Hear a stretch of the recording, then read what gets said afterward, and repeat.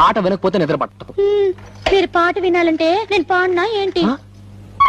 ఏమిటి నువ్వు పాటలు పాడతావా? ఏంటండి మరీ అంత తేలిక తీసేశారు? మా ఆశ్రమంలో ఫంక్షన్లు జరుగుతున్నప్పుడు పెద్ద పెద్ద వాళ్ళు వచ్చినప్పుడు నా చేతే పాటలు పాడించేవారు.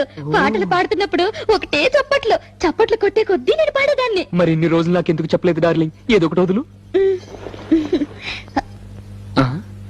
తలుపులు ముయ్యండి. ఏ ఎవరిని వింటారనా? కాదండి, నా పాట మీరు తప్ప మీరు ఎవ్వరూ వినకూడదు. నా పాట మీకే అంకితం. ఓ ఏం కొట్టేవే నచ్చలక.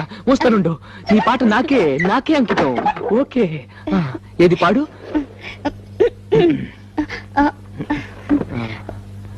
అబ్బా, మీరు నా మొహం అంక చూడకండి, నాకు సిగ్గేస్తుంది. నీ మొహం చూడకుండా ఇంకేం చూడమంటావే? మీరు వెనక్కి తిరగండి. నా దగ్గర ఎందుకు సిగ్గు? మీరు వెనక్కి తిరుగుతాను నా పాడతాను. ఓకే ఓకే ఓకే, నా వీపు చూసి పాడు పాడు.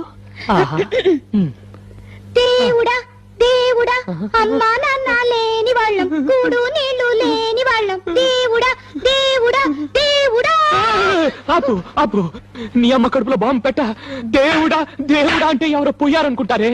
ఇది పాట కాదు, పాట కాదే, చౌకేకలు చౌకేకలు. నాయనమ్మా నాయనమ్మా, నిజంగా నా పాట బాగలేదండి. దేవుడా. పాట వినకపోతే నిద్ర పట్టదు.